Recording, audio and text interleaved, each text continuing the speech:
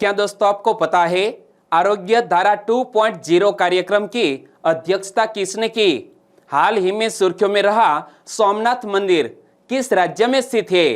प्रतिवर्ष विश्व फोटोग्राफी दिवस कब मनाया जाता है? ऐसे ही 13 बड़ी खबरों को कवर करते हुए हमने आज का बोले तो 20 अगस्त 2021 का करंट अफेयर का वीडियो तैयार किया है। क्वालिटी की दृष्टि से बेस्ट ये वीडियो, आप लास्ट तक देखें। लास्ट में मैं आपसे एक क्वेश्चन पूछूंगा जिसका आंसर आपको नीचे कमेंट बॉक्स में देना है। और अभी तक आपने हमारी GK 2020 चैनल को सब्सक्राइब नहीं किया है तो सब्सक्राइब कीजिए, पास में जो बेल आइकन है उसे भी प्रेस कर दीजिए, क्योंकि आने वाले हर एक वीडियो की अपडेट आपको सबसे पहले मिले। चलिए बिना वक्त गवाए स्टार्ट करते हैं पहले क्वेश्चन से। विश्व फोटोग्राफी दिवस कब मनाया गया? प्रतिवर्ष विश्व फोटोग्राफी दिवस मनाया जाता है 19 अगस्त को, यानी कि कल ही 19 अगस्त को विश्व फोटोग्राफी दिवस मनाया गया। और यह दिवस से जुड़े हुए और भी क्वेश्चन बन सकते हैं, जैसा कि हर साल 19 अगस्त को विश्व फोटोग्राफी दिवस क्यों मनाया जाता है? क्योंकि फोटोग्राफी को एक हॉबी के रूप में बढ़ावा देने के लिए प्रतिवर्ष 19 अगस्त को विश्व फोटोग्राफी दिवस मनाया जाता है। और विश्व फोटोग्राफी दिवस मनाने का उद्देश्य क्या है? दुनिया भर के फोटोग्राफरों को दुनिया के बाकी हिस्सों के साथ तस्वीरें साझा करने के लिए प्रेरित करने के उद्देश्य से विश्व फोटोग्राफी दिवस मनाया जाता है। कब मनाया जाता है? 19 अगस्त को। और पहला आधिकारिक विश्व फोटोग्राफी दिवस कब मनाया गया था? पहला आधिकारिक विश्व फोटोग्राफी दिवस मनाया गया था 19 अगस्त 2010 को। और विश्व फोटो दिवस की शुरुआत कब और किसने की थी? तो याद रखो 1837 में फ्रांसीसी लुइस डॉगेर और जोसेफ नाइस-फॉर-निप्से द्वारा विकसित एक फोटोग्राफिक प्रक्रिया डोगोरोटाइप के आविष्कार से हुई थी। क्या दोस्तों? 1837 में फ्रांसीसी लुइस डॉगेर और जोसेफ नाइस-फॉर-निप्से द्वारा विकसित एक फोटोग्राफिक प्रक्रिया जिसका नाम है डोगोरोटाइप, और इनके आविष्कार से यह दिवस मनाने की शुरुआत हुई थी। और दोस्तों इसी तरह हर क्वेश्चन से जुड़े इंपॉर्टेंट फैक्ट मैं आपके सामने रखता हूं। हमारा यह तरीका आपको अच्छा लगता है, लाइक करना मत भूलिएगा। दूसरा क्वेश्चन है आपकी स्क्रीन पर। ओडिशा अगले कितने वर्षों के लिए भारतीय हॉकी टीमों को प्रायोजित करेगा? पहले तो मैप में देखिए, यह है ओडिशा, बे ऑफ बंगाल से सटा हुआ ओडिशा राज्य। और ओडिशा राज्य की सरकार ने हाल ही में घोषणा की है कि वो अगले 10 वर्षों के लिए भारतीय हॉकी टीमों को प्रायोजित करेगा, यानी कि इस क्वेश्चन का सही आंसर है 10 वर्ष। और ओडिशा के मुख्यमंत्री नवीन पटनायक को इमेज में आप देख सकते हैं। और यह है भारतीय महिला हॉकी टीम के कप्तान रानी रामपाल, और यह है भारतीय पुरुष हॉकी टीम के कप्तान। नाम क्या है आप नीचे कमेंट सेक्शन में जरूर बताना। और दोस्तों यह क्वेश्चन से जुड़े हुए और भी क्वेश्चन बन सकते हैं। भारतीय हॉकी टीमों का मौजूदा प्रायोजन कब समाप्त होगा? 2023 में समाप्त होगा। और ओडिशा सरकार 10 और वर्षों के लिए भारतीय हॉकी टीमों को प्रायोजित करेगी। यह घोषणा किसने की है? यह घोषणा की है ओडिशा के मुख्यमंत्री नवीन पटनायक जी ने। इमेज में आपने देख लिया है नवीन पटनायक जी को। और ओडिशा सरकार ने राष्ट्रीय हॉकी टीमों को प्रायोजित करने का कब शुरू किया था? साल 2018 में पहली बार ओडिशा सरकार ने भारत की यह राष्ट्रीय हॉकी टीमों को प्रायोजित करना शुरू किया था। और मुख्यमंत्री नवीन पटनायक ने प्रत्येक हॉकी खिलाड़ी को कितने रुपए का नकद पुरस्कार दिया है? याद रखो दोस्तों, मोस्ट इंपोर्टेंट बात है, ओडिशा के मुख्यमंत्री नवीन पटनायक जी ने प्रत्येक हॉकी खिलाड़ी को 10 लाख नकद पुरस्कार देने की घोषणा की है। और 2018 में ओडिशा ने कानूनी मुद्दों में उलझने के बाद सहारा इंडिया के हटने के बाद 5 साल के लिए पुरुष और महिला हॉकी टीमों को प्रायोजित करने के लिए हॉकी इंडिया के साथ 100 करोड़ रुपए के सौदे पर हस्ताक्षर किए थे। किसने? ओडिशा सरकार ने 100 करोड़ रुपए के सौदे पर हस्ताक्षर किए थे हॉकी इंडिया के साथ। और तीसरा क्वेश्चन, वर्ष 2020 का दुनिया का दूसरा सबसे प्रदूषित शहर किसको घोषित किया गया? वर्ष 2020 का दुनिया का दूसरा नंबर का सबसे प्रदूषित शहर घोषित किया गया है। हमारे भारत देश के उत्तर प्रदेश का एक शहर है जिसका नाम है गाजियाबाद। यानी कि इस क्वेश्चन का सही आंसर है ऑप्शन सी, गाजियाबाद, जो दुनिया का दूसरा नंबर का सबसे प्रदूषित शहर है। इसकी एयर पोल्यूशन की यहां डरावनी तस्वीर है, आप देख सकते हैं। और दुनिया के प्रदूषित शहरों की रिपोर्ट किसने तैयार की है, वो भी तो एक क्वेश्चन बन सकता है। तो यह रिपोर्ट तैयार की है एक ब्रिटिश कंपनी जिसका नाम है हाउस फ्रेश। क्या? हाउस फ्रेश नामक एक ब्रिटिश कंपनी ने यह दुनिया के सबसे प्रदूषित शहरों की लिस्ट तैयार की है, रिपोर्ट तैयार की है। और इस रिपोर्ट के अनुसार उत्तर प्रदेश के गाजियाबाद को 2020 में दुनिया के 50 सबसे प्रदूषित शहरों में से दूसरा सबसे प्रदूषित शहर घोषित किया गया है। लेकिन दुनिया का सबसे पहले नंबर का प्रदूषित शहर कौन बना है, वो आपको याद है तो नीचे कमेंट सेक्शन में जरूर बताना, आगे मैं आपको बताने वाला हूं। देखो, गाजियाबाद ने 2.5 पार्टिकुलेट मैटर का औसत वायु गुणवत्ता सूचकांक यानी कि एयर क्वालिटी इंडेक्स 106.6 माइक्रोग्राम प्रति घन मीटर दर्ज किया है। और इस रिपोर्ट के अनुसार दुनिया का सबसे प्रदूषित शहर कौन बना? शिजियांग प्रांत का एक चीनी शहर है जिसका नाम है होतान। क्या? होतान नामक एक चीनी शहर है जो दुनिया का सबसे प्रदूषित शहर बना है। इस शहर का नाम मत भूलिएगा, क्या नाम है? होतान। और रिपोर्ट ने होतान में वायु प्रदूषण के लिए किसको जिम्मेदार ठहराया है? इस रिपोर्ट ने रेतीले तूफान को, किसको? रेतीले तूफान को होतान नामक शहर में वायु प्रदूषण के लिए जिम्मेदार ठहराया है, रेतीले तूफान को। और दुनिया में सबसे बड़ा स्थानांतरण रेत रेगिस्तान कौन सा है? यह है टकला मकान रेगिस्तान। और यह टकला मकान रेगिस्तान के निकट ही दोस्तों यह होतान नामक शहर है जिसके कारण यह दुनिया का सबसे प्रदूषित शहर बना है। क्या? रेतीले तूफान के कारण। और दुनिया भर के 50 सबसे प्रदूषित शहरों में से 49 में बांग्लादेश, चीन, भारत और पाकिस्तान का योगदान है। दोस्तों जरा सोचिए कि 4 देश के 50 में से 49 ऐसे शहर जो दुनिया के सबसे ज्यादा प्रदूषित शहर है। और रिपोर्ट के अनुसार 2020 में दुनिया भर में सबसे प्रदूषित देश कौन बना है? इसी तरह का क्वेश्चन एग्जामिनेशन में पूछ लिया जाए तो दुनिया का सबसे प्रदूषित देश बन गया है बांग्लादेश। ओके, लेकिन यह अच्छा क्वेश्चन है। दुनिया के सबसे स्वच्छ हवा वाले शहरों की सूची में कौन शीर्ष पर रहा है? एक ऑस्ट्रेलिया का शहर है जिसका नाम है जूडबरी। क्या? जूडबरी। यह शहर दुनिया का सबसे स्वच्छ शहर बन गया है। तो दोस्तों कैसा लग रहा है हमारा यह करंट अफेयर? मजा आ रहा है तो वीडियो को लाइक कीजिए, आपके दोस्तों को हमें 1 मिनट का वक्त देकर इस वीडियो के लिंक शेयर कीजिए, क्योंकि तकरीबन 4.5-5 घंटों की कड़ी मेहनत के बाद यह वीडियो बनकर तैयार होता है। तो आपसे मैं एक छोटी सी उम्मीद तो रखूंगा ही। ओके, चौथा क्वेश्चन, सुर्खियों में रहा सोमनाथ मंदिर किस राज्य में स्थित है? पहले तो याद रखो, हिंदू धर्म के अनुसार हमारे 12 ज्योतिर्लिंग भारत के विभिन्न हिस्सों में स्थापित किए गए हैं। इनमें से एक ज्योतिर्लिंग स्थापित किया गया है सोमनाथ मंदिर में, और यह सोमनाथ मंदिर गुजरात राज्य में स्थित है। यानी कि इस क्वेश्चन का सही आंसर है गुजरात। लेकिन यह सोमनाथ मंदिर करंट अफेयर में क्यों आया? क्योंकि आज ही 20 अगस्त को हमारे देश के प्रधानमंत्री यह मंदिर के परिसर के आसपास कुछ महत्वपूर्ण परियोजनाओं का उद्घाटन करने वाले हैं या तो शिलान्यास करने वाले हैं, इसीलिए करंट अफेयर में आया है यह सोमनाथ मंदिर। देखो, गुजरात के ऐतिहासिक सोमनाथ मंदिर में 83 करोड़ रुपए की विभिन्न परियोजनाओं का वीडियो कॉन्फ्रेंसिंग के जरिए उद्घाटन किसने किया और आधारशिला किसने रखी? हमारे देश के प्रधानमंत्री आज ही कुछ महत्वपूर्ण परियोजनाओं का उद्घाटन करने वाले हैं या तो महत्वपूर्ण परियोजनाओं का शिलान्यास भी करने वाले हैं।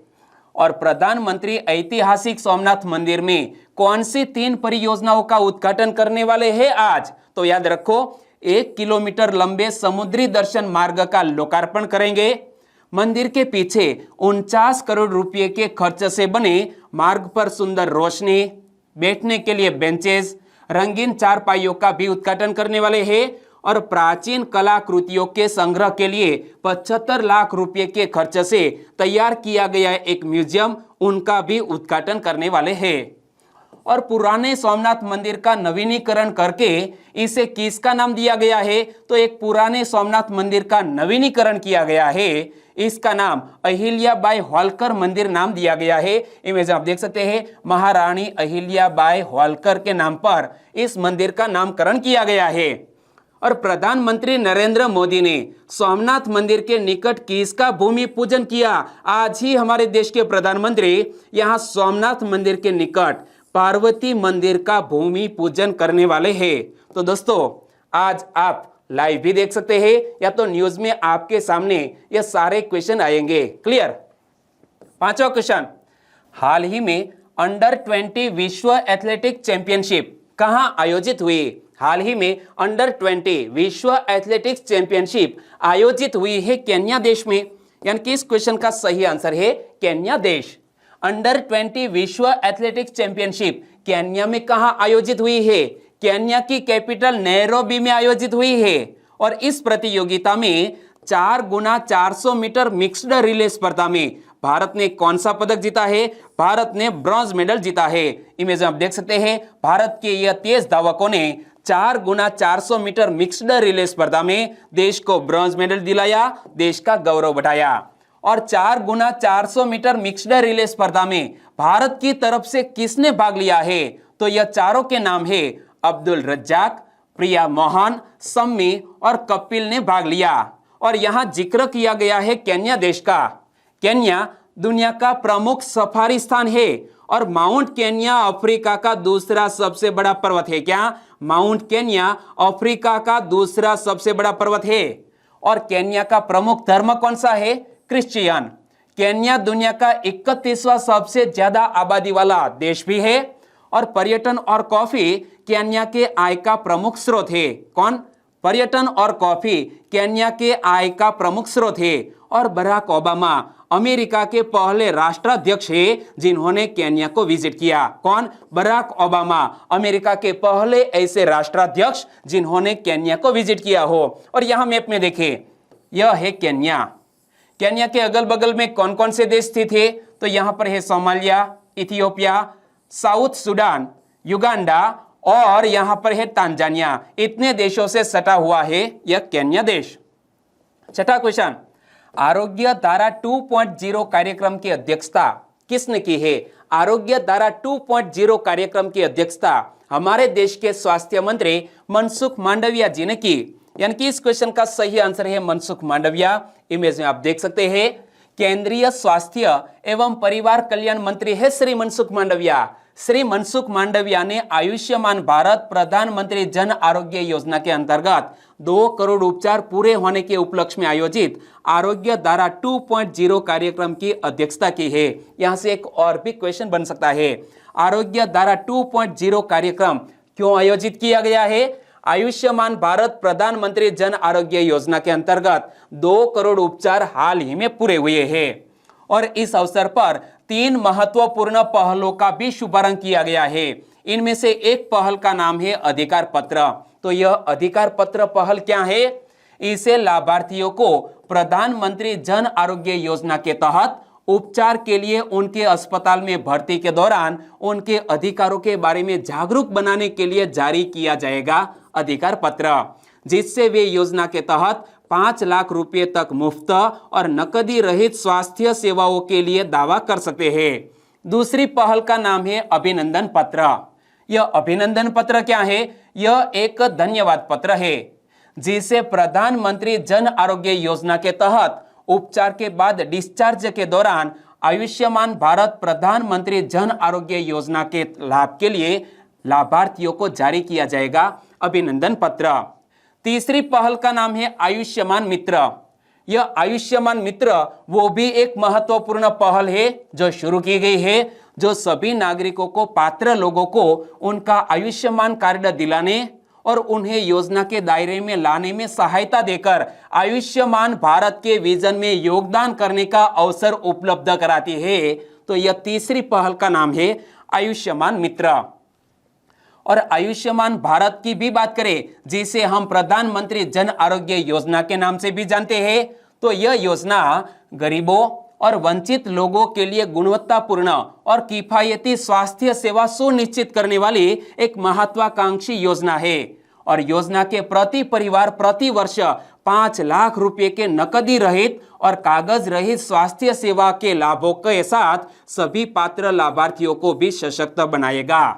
7वां क्वेश्चन, दक्षिण चीन सागर में भारतीय नौसेना ने किसके साथ द्विपक्षीय समुद्री अभ्यास आयोजित किया? हाल ही में दक्षिण चीन सागर में भारतीय नौसेना ने वियतनाम देश की नौसेना के साथ मिलकर एक समुद्री अभ्यास आयोजित किया। यानी कि इस क्वेश्चन का सही आंसर है वियतनाम। दक्षिण चीन सागर में भारतीय नौसेना के जहाजों की जारी तैनाती के क्रम में आईएनएस रणविजय और आईएनएस कोरा ने वियतनाम पीपल्स नेवी फ्रिगेट के साथ मिलकर द्विपक्षीय समुद्री अभ्यास आयोजित किया है। तो याद रखो, भारत की तरफ से यह नौसेना अभ्यास में किसने हिस्सा लिया है? आईएनएस रणविजय और आईएनएस कोरा ने हिस्सा लिया है। और इस अभ्यास का उद्देश्य क्या था? दोनों देशों की नौसेना के सशक्त साझा संबंधों को मजबूत करना और भारत वियतनाम रक्षा संबंधों को और मजबूत बनाने हेतु यह नौसेना अभ्यास आयोजित किया गया है। 8वां क्वेश्चन, हाल ही में राष्ट्रीय युवा पुरस्कार से किसको सम्मानित किया गया? हाल ही में यह राष्ट्रीय युवा पुरस्कार से सम्मानित किया गया है मोहम्मद आजम को। यानी कि इस क्वेश्चन का सही आंसर है मोहम्मद आजम। इमेज में आप देख सकते हैं मोहम्मद आजम कहां के रहने वाले हैं? वो तेलंगाना के करीमनगर जिले के रहने वाले हैं मोहम्मद आजम। और मोहम्मद आजम ने हाल ही में नेशनल यूथ अवार्ड जीता है। और मोहम्मद आजम को किसने सम्मानित किया है? तो यहां सेंटर में आप देख सकते हैं, यह है हमारे युवा मामले और खेल मंत्री अनुराग सिंह ठाकुर ने मोहम्मद आजम को यह सम्मान प्रदान किया।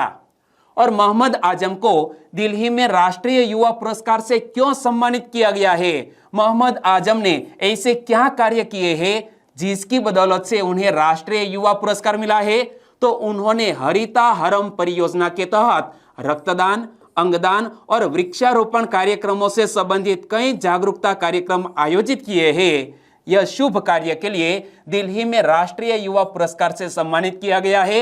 नाम मत भूलिएगा, मोहम्मद आजम कहां के रहने वाले हैं? तेलंगाना राज्य के करीमनगर जिले के रहने वाले। और राष्ट्रीय युवा पुरस्कार में क्या प्रदान किया जाता है? एक प्रशंसा प्रमाण पत्र और 50,000 रुपये की नकद राशि प्रदान की जाती है, यह नेशनल यूथ अवार्ड्स के तहत। और मोहम्मद आजम ने भारत के तत्कालीन राष्ट्रपति प्रणब मुखर्जी से इंदिरा गांधी एनएसएस पुरस्कार प्राप्त किया। उन्हें तत्कालीन आंध्र प्रदेश में राज्य सरकार द्वारा प्रतिभा पुरस्कार और राष्ट्रीय गौरव पुरस्कार से भी सम्मानित किया जा चुका है।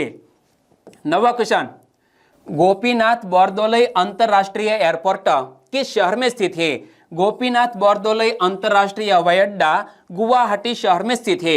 यानी कि इस क्वेश्चन का सही आंसर है गुवाहाटी। लेकिन यह गोपीनाथ बोरदोलई अंतरराष्ट्रीय हवाई अड्डा करंट अफेयर में क्यों आया?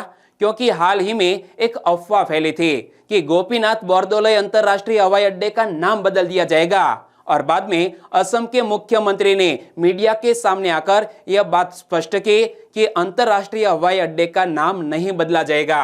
मामला क्या था? देखो, असम के मुख्यमंत्री हिम्मत बिस्वा शर्मा ने कहा कि गुवाहाटी एयरपोर्ट हमेशा लोकप्रिय गोपीनाथ बोरदोलई अंतरराष्ट्रीय एयरपोर्ट के नाम से ही जाना जाएगा।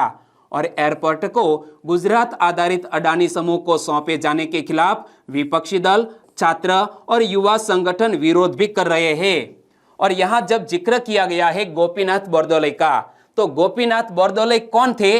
असम के पहले मुख्यमंत्री थे जिनके नाम पर गुवाहाटी में यह अंतरराष्ट्रीय एयरपोर्ट है। और गोपीनाथ बोरदोलई को भारत रत्न से कब सम्मानित किया गया था? हमारे भारत देश का सर्वोच्च सम्मान यानी कि भारत रत्न भी मिल चुका है गोपीनाथ बोरदोलई को। कब मिला था? 1999 में। और 19 अगस्त को केंद्रीय कैबिनेट ने गुवाहाटी, जयपुर और तिरुवनंतपुरम एयरपोर्ट को संचालन, प्रबंधन और विकास के लिए 50 साल के लीज पर अडानी एंटरप्राइजेज को सौंपने का फैसला लिया है। तो दोस्तों यह भी याद रख लो कि यह गुवाहाटी, जयपुर और तिरुवनंतपुरम में जो एयरपोर्ट है इसका संचालन अब कौन करेगा? अडानी एंटरप्राइजेज करेगा। 10वां क्वेश्चन, मम्मी फिल्म फेस्टिवल की अध्यक्ष कौन बनी? यहां एक टर्म आया मम्मी। मम्मी का पूर्ण स्वरूप क्या होता है? Mumbai academy of moving image यानी कि मम्मी फिल्म फेस्टिवल की अध्यक्ष कौन बनी है? प्रियंका चोपड़ा जोनास। यानी कि इस क्वेश्चन का सही आंसर है option C, Priyanka Chopra Jonas. Image में आप देख सकते हैं दीपिका पादुकोण के पद से हटने के लगभग 4 महीने बाद अभिनेता एवं निर्माता प्रियंका चोपड़ा जोनास को जियो मम्मी फिल्म महोत्सव के अध्यक्ष के रूप में घोषित किया गया है। और Mumbai academy of moving images, क्या Mumbai academy of moving image ने आने वाले वर्ष संस्करण और नेतृत्व में बदलाव के लिए अपनी योजनाओं का भी अनावरण किया। 11वां क्वेश्चन, एमवे इंडिया ने किसको ब्रांड एम्बेसडर नियुक्त किया है? एमवे इंडिया ने हाल ही में दोस्तों मीराबाई चानू को ब्रांड एम्बेसडर नियुक्त किया। यानी कि इस क्वेश्चन का सही आंसर है टोक्यो ओलंपिक में सिल्वर मेडल विजेता मीराबाई चानू अब बन गई है एमवे इंडिया की brand ambassador. Director selling FMCG firm Amway India ने घोषणा की है कि उसने ओलंपियन साइखोम मीराबाई चानू को एमवे और उसके उत्पादों की न्यूट्रीलाइट रेंज के लिए ब्रांड एम्बेसडर नियुक्त किया है। और Mirabai Chanu Nutrilite daily, omega और ऑल प्लांट प्रोटीन जैसे उत्पाद श्रृंखलाओं पर केंद्रित कंपनी के अभियानों का नेतृत्व करेंगे।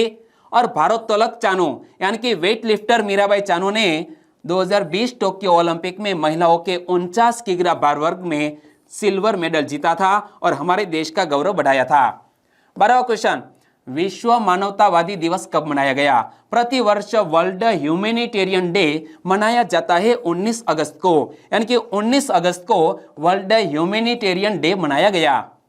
विश्व मानवतावादी दिवस इंग्लिश में बोले तो वर्ल्ड ह्यूमैनिटेरियन डे हर साल 19 अगस्त को मानवीय कर्मियों और उन श्रमिकों को श्रद्धांजलि देने के लिए मनाया जाता है जिन्होंने मानवीय सेवा करते हुए अपनी जान गंवाई या अपनी जान जोखिम में डाली। और 2021 में हम 12वां वर्ल्ड ह्यूमैनिटेरियन डे मना रहे हैं। क्या 2021 में हम 12वां वर्ल्ड ह्यूमैनिटेरियन डे मना रहे हैं? और विश्व मानवतावादी दिवस 19 अगस्त को क्यों मनाया जाता है?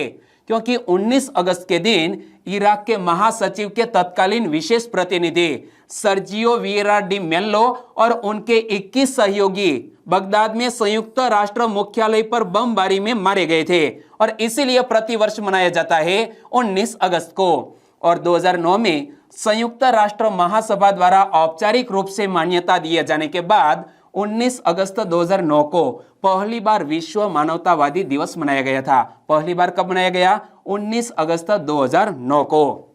13वां और लास्ट क्वेश्चन, हाल ही में आनंद कन्नन का निधन हो गया, वे कौन थे? दोस्तों चेहरे से साफ पता चल जाता है कि यह आनंद कन्नन एक जाने माने अभिनेता थे जिसका हाल ही में निधन हो गया। यानी कि इस क्वेश्चन का सही आंसर है अभिनेता। एक तमिल स्टार और लोकप्रिय टीवी होस्ट आनंद कन्नन का निधन हो गया। उन्होंने चेन्नई जाने से पहले सिंगापुर में वसंतम टीवी के साथ अपना करियर शुरू किया, जहां उन्होंने सन म्यूजिक के साथ वीडियो जॉकी के रूप में काम किया।